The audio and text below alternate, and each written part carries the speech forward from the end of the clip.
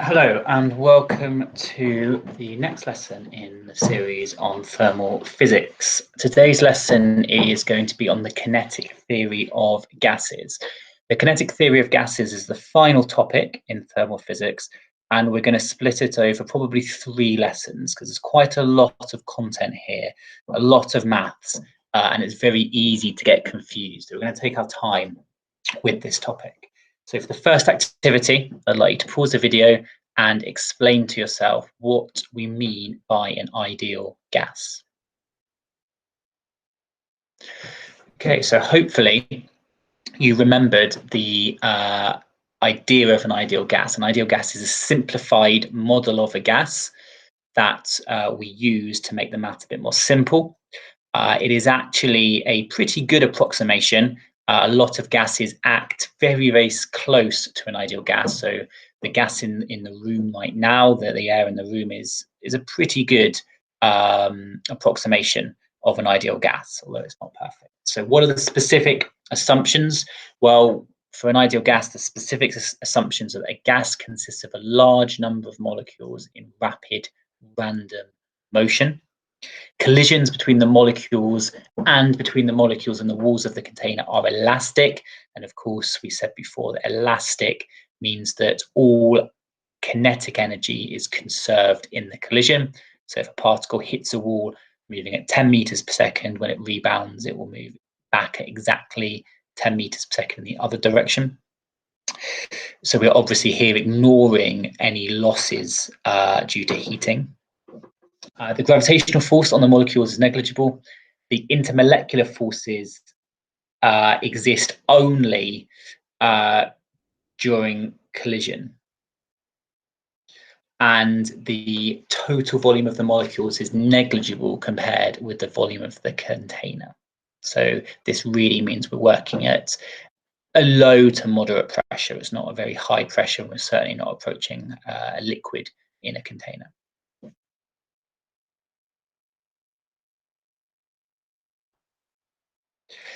So, the kinetic theory of gases. What do we actually mean by kinetic theory? This sometimes throws people. All it means, well, kinetic means movement, we know that, and theory is just a way that we explain things. Theory doesn't mean that it's not true or unproven. It's actually the word we use when it's pretty much proven beyond doubt. So kinetic theory just means movement theory, or way of explaining gases by looking at their movement. So when you think of it in that way, it's really quite simple, because it's just applying maths and statistics to the motion of particles. You know, if you had one ball moving along, we know from basic mechanics how easy it is to predict what that's going to do, how it's going to collide with a wall, with another ball, etc. We'll look at its speed, its momentum, the angle of collision, or the angle that it rebounds at. The difficulty is obviously the fact that we're working with, you know, billions, trillions, more than that number of particles. But we can use statistics to approximate what's going on. And really, this becomes statistics at a very high level, although there won't be too much statistics at A level. And at university, when I studied this, although I studied this in physics initially, I then ended up studying this in the maths department, where you approach it very much from first principles. You approach it from the most basic maths, and you build up these really complicated ideas, which you end up then applying to actual physical systems. So it's a really, really powerful tool, this.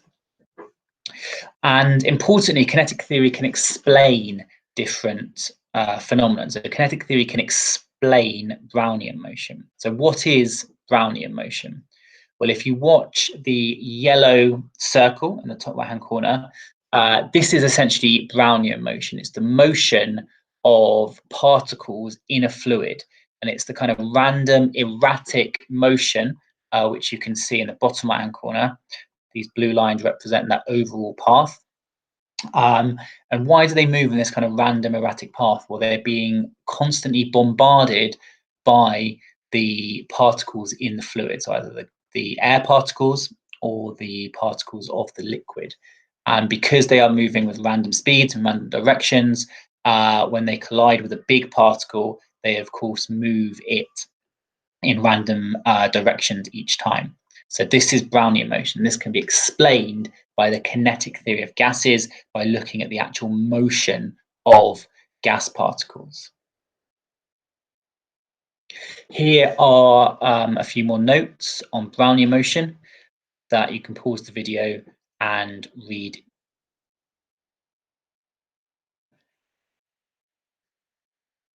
So moving back to the kinetic theory of gases.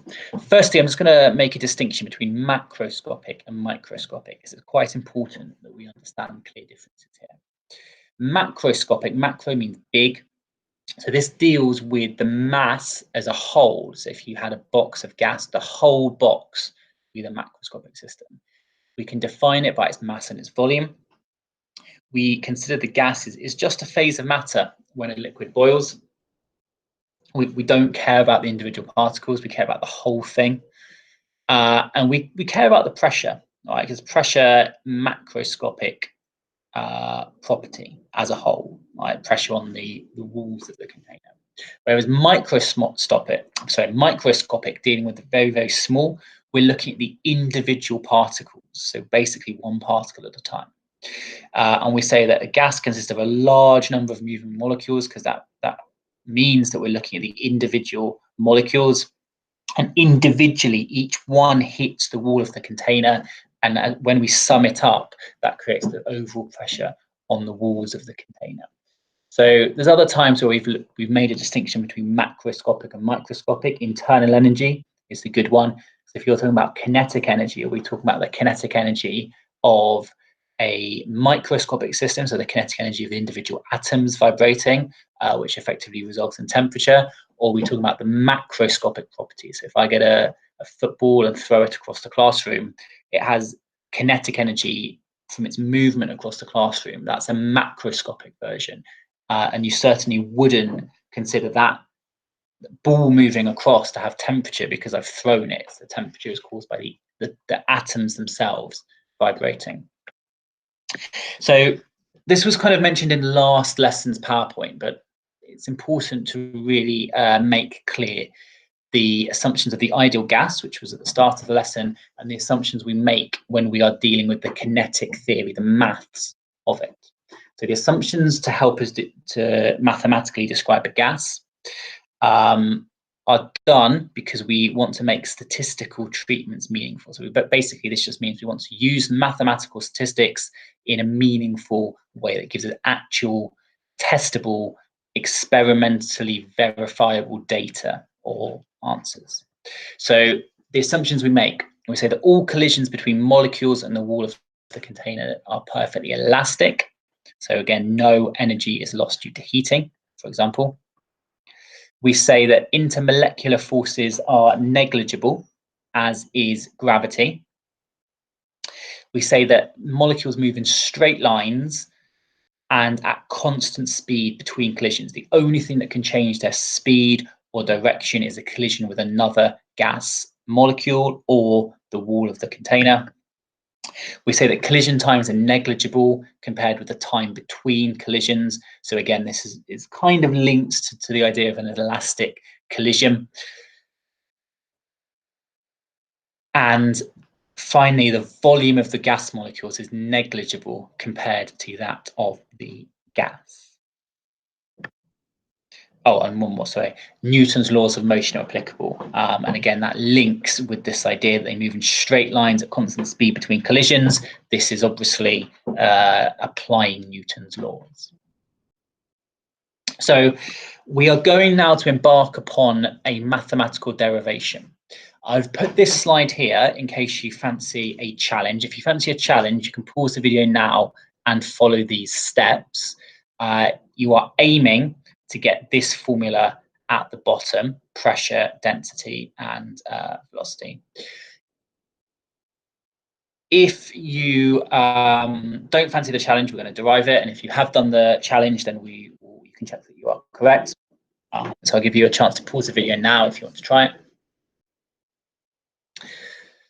So as we do this derivation, it's really important, this more than any other video we've done so far, that you pause the video during each slide and you write out the full derivation for yourselves. If you do this, you will understand what I'm saying, what's going on, and you'll understand the steps. If you don't do it, you'll probably think you understand and don't, and you certainly will forget more quickly. So this is going to be a longer lesson than some of the previous ones because of this long series of steps.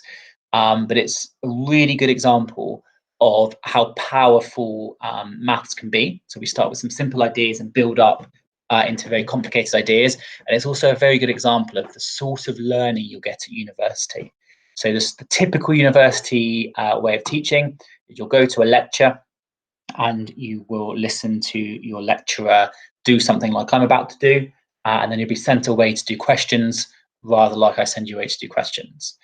So it's quite a nice topic, this, because I actually sort of get to teach you in a kind of university style.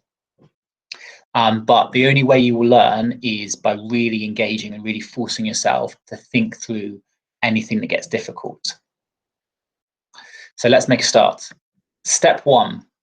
I want you to consider a large box with sides of length L full of molecules. So here's a nice diagram. I'd recommend you draw this picture now. So we've drawn it in 3 dimensions, so X, Y, and Z, and the side lengths are L. So obviously the area of a face will be L squared and the volume is L cubed. And then we're going to consider a single gas molecule in the middle of the box. It's going to have mass little m. It's going to be moving with a velocity, and we're just going to label that velocity cx. So it's moving with some velocity in the positive x direction.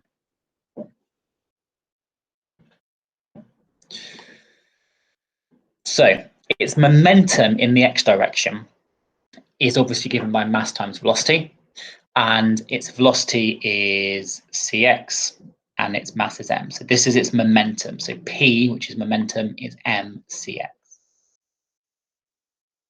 Okay, step 2 or stage 1. When it gets to the face here, so we've just labeled this face with 1, just so it makes sense with this slide here. It's nothing to do with the area. So when it gets to this face here, it collides with the wall and it rebounds elastically. So because it rebounds elastically, no energy is lost due to heating or friction or sound or anything. It's going to rebound off with the same speed, but in the opposite direction. So if it started with velocity cx, it will end up with velocity minus cx. So if we think about momentum, then its momentum before was mcx, its momentum afterwards is minus mcx. It's probably worth actually drawing the molecule going in the other direction on the box. So what is the momentum change? Pause the video now and write down what the momentum change is. It is, of course, the initial momentum minus the final momentum, which is 2 times its original momentum, because it was going forwards with a positive momentum, ends up with a negative momentum, so the change is twice the initial momentum. Really important step, this. If you don't quite follow this, pause the video and think through it until you're happy. Now, what's going to happen? The molecule has collided with the side 1 here, and it's going to travel in a straight line until it hits the other side. So this is side 2 here. How much time is it going to take to do that? Well, speed is distance over time. So we can obviously rearrange and say that time is distance over speed. The distance obviously is going to be L for the length of the box. And then if we care about the time it takes to get back to side 1, then it's going to be L and L again. So we can rearrange speed distance over time to give us time is 2L over cx. Again, if you're not sure about any of these steps, pause the video and really think through it again. Stage 2, impulse. So the point now is we want to get the pressure that is caused by this particle. We know that pressure is force over area. It's probably worth writing that down, just a reminder, pressure is force over area. So how do we get the force? Area is obvious. It's just the area of one of the sides of the box, which is L squared. How do we get the force? Well, we can get that from impulse. impulse is force times time or change in momentum. So impulse is force times time. Impulse can be rearranged to show that force is change in momentum over time. And hang on, what do we have on the previous slide? We worked out the change in momentum on the previous slide, and we also worked out the time that it took to go from the side 1 to the other side of the box, back and back again to side 1. So we worked out both of these on the previous slide. You might want to flick back in the video to remind yourself. So now it's worth substituting in what you have for change in momentum and the time, and simplify it if possible. So pause the video now and complete that step. So doing that, substituting in time and substituting in momentum gives us this expression here, and then we can simplify to this here. Okay, so pause the video now, work through that derivation. So we now get on to stage 3, pressure. Pressure is obviously force over area, so we can work out the pressure fairly easily. So pressure is force over area. We've worked out force from the previous slide, which is this expression here. Area is obviously L squared, so we're dividing by area here. So this is area and this is force, and then it simplifies to this. Pause the video, convince yourself that this is true.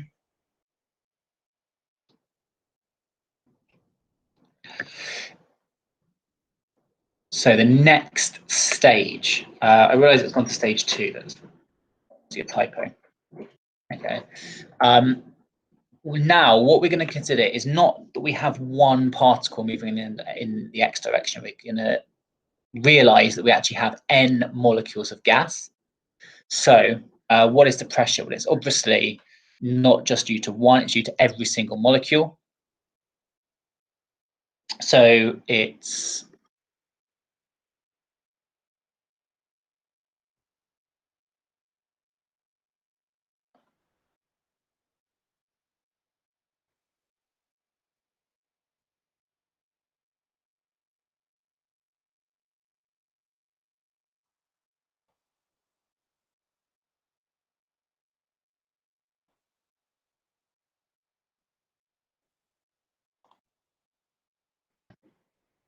so for that, I just wanted to check that I was in the correct place.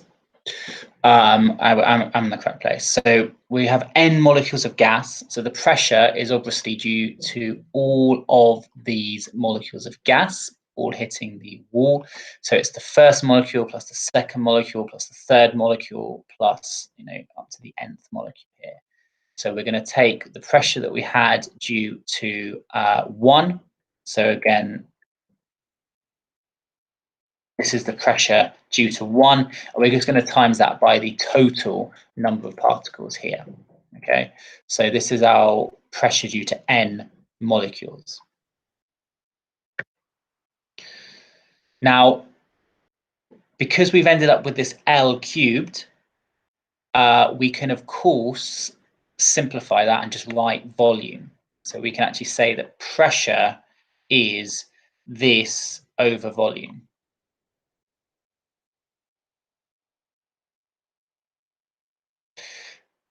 Now, you might have noticed that here, compared to here, is different, and there's this extra bar above it.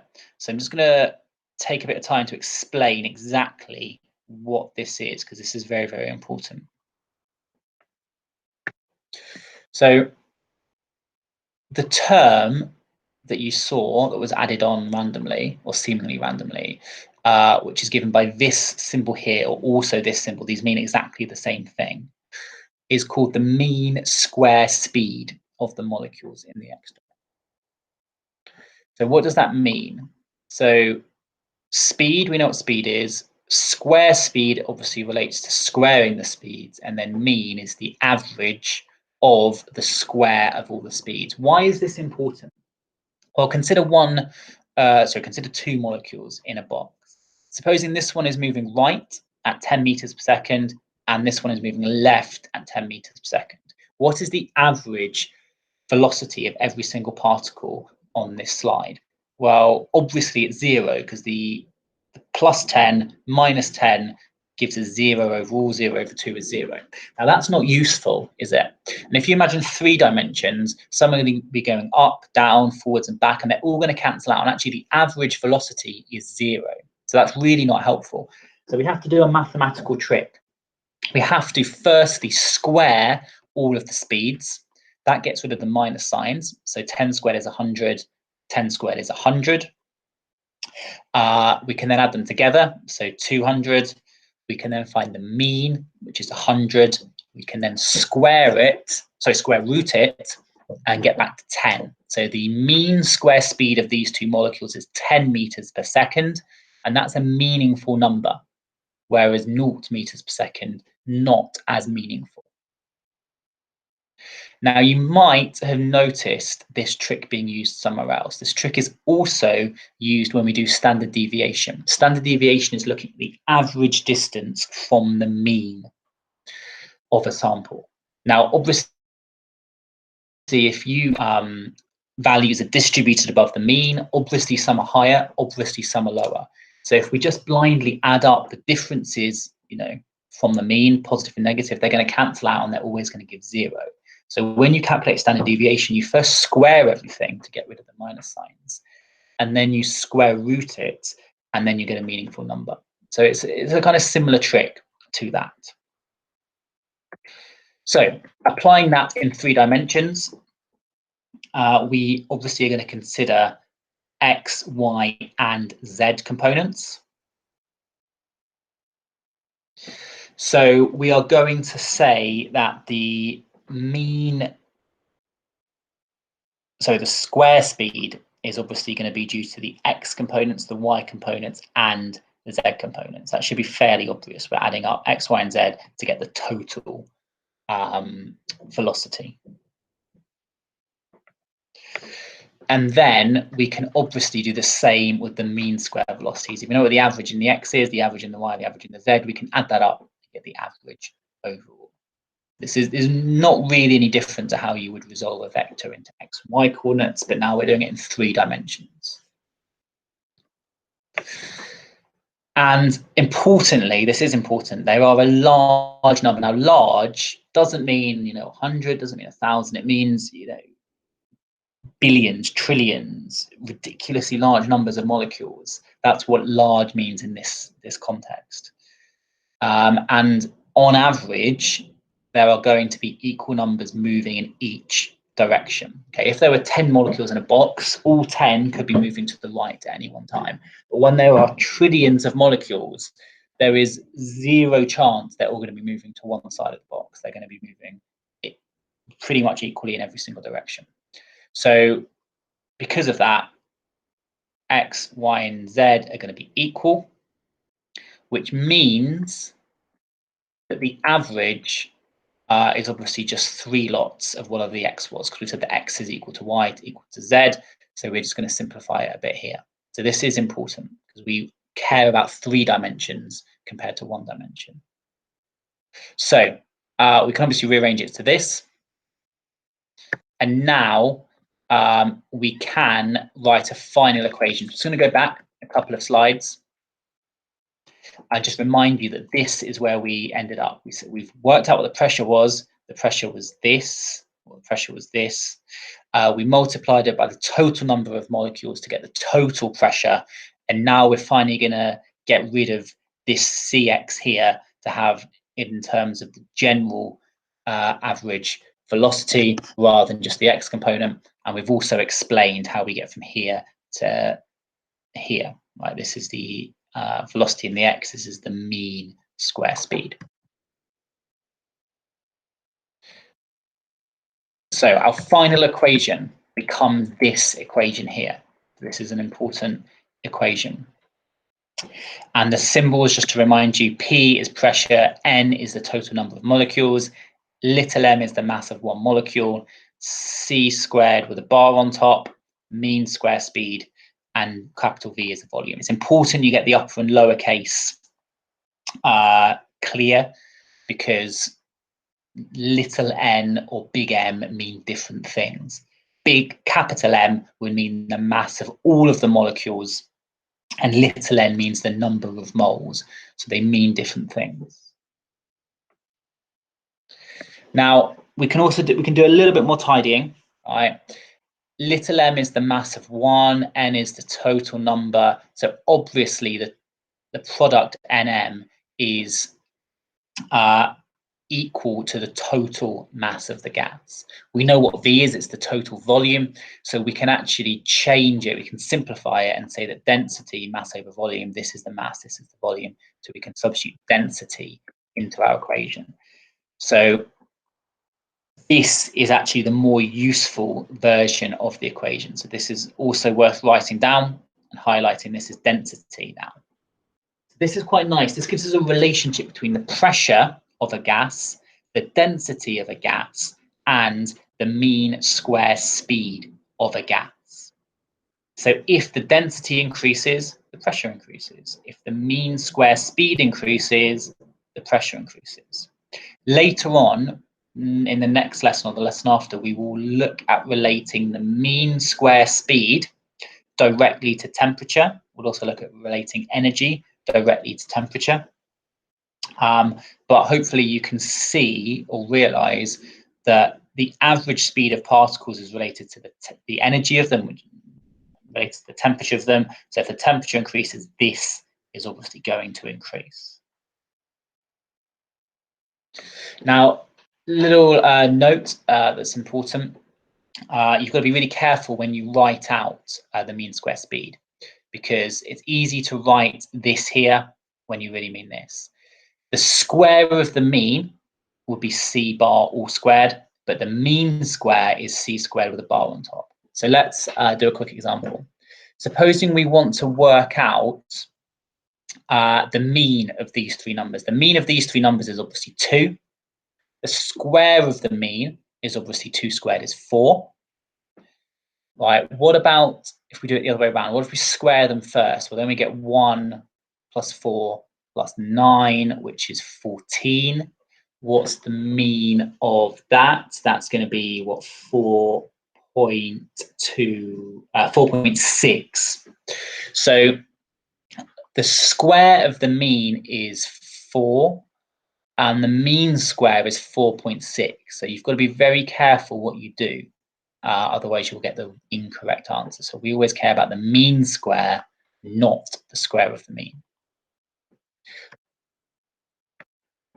This can be shown on this graph here. So this graph we're going to keep on coming back to. But this graph is known as the Maxwell-Boltzmann distribution. It's a really, really important graph in physics or in science, and you will look a lot at this at university. So what does this graph show? This graph shows the number of molecules versus energy. So if we have a big box of gas particles, right, some of them will be moving with a very low energy, some of them will be moving with a really high energy. Most of them obviously have the average energy here.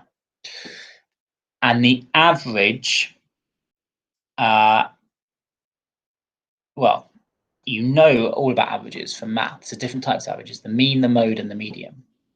So here, this has the most number of particles. So what kind of average is that? It's obviously the mode. So this is the most likely, or the mode. And so the most particles are moving with this energy. Here, E bar, this is the mean. So the mean is actually slightly higher and is a different number to the mode.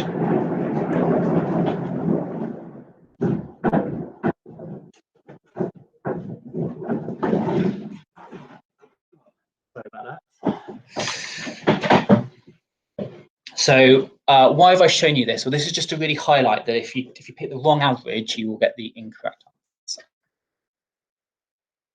So this is just what I've just shown you on the graph, but in words. So you can pause the video now and take some notes.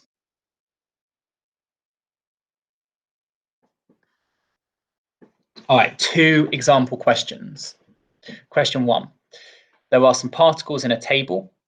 Pause the video now and answer these questions. Okay, so it should be fairly obvious that the most probable speed is 9 meters per second. There are 4 particles moving at 9 meters per second. So if you imagine just picking one out at random, just like you do GCSEs with counters in a bag, you will most likely to get 9 meters per second. What is the mean speed? Well, the mean speed, we're going to do 5 plus 7 plus 7 plus 9 plus 9 plus 9 plus 9 plus 12 plus 14 plus 15 divided by 10. We are literally counting up every single speed of every single particle, adding them together and dividing by the total. That gives us 9.6. And then if we work out the root mean square, so firstly we need to square 5, so 25, square 7, 49, plus 49 again, because it's 2 particles, plus the square of 9, but times 4 because it's 4 particles, plus 144, etc. And then if we find the mean of those numbers and then we square root it, we get 10.1. So we've got the mode, the mean speed, and the root mean square speed, and they're all different numbers. So this is really important. We care about the RMS, the root mean square. Generally, we don't care about A or B. All right. And that, again, this is just highlighting the mode is different to the root mean square speed, which is a little bit higher. And then finally, can you pause the video now and try this question?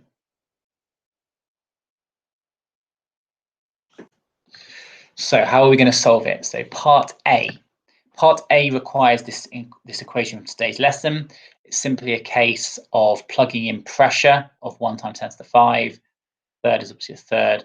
Density is 1.25 kilograms per meter cubed. Rearranging for the speed. Now, if you got 24,000, that's because you've not square rooted it. 24,000 is the mean square speed, but we want the root mean square speed, so you've got to square root it.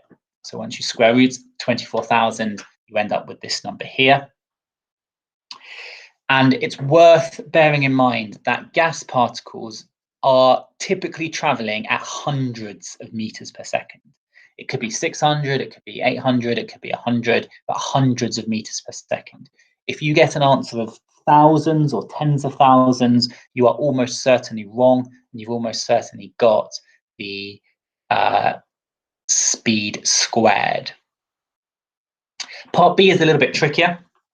It requires a little bit of thought. The temperature at which the molecules travel twice as fast. So firstly, we need to double this to work out the speed that's twice as fast. Then we're going to square this so it becomes c squared bar. Then we can obviously times that new number by the density and times it by a third and work out what the new pressure is. And the new pressure, I believe, works out to be 40,000 pascals, 4 times 10 to the 5 pascals. And now we need to remember that pressure is proportional to temperature.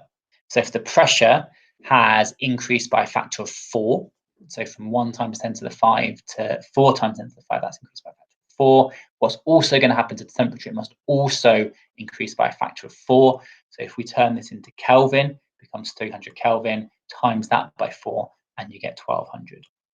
If you did not use Kelvin, you'll get the answer wrong. If you tried to, so if you didn't double this and square this, you'll also get the answer wrong.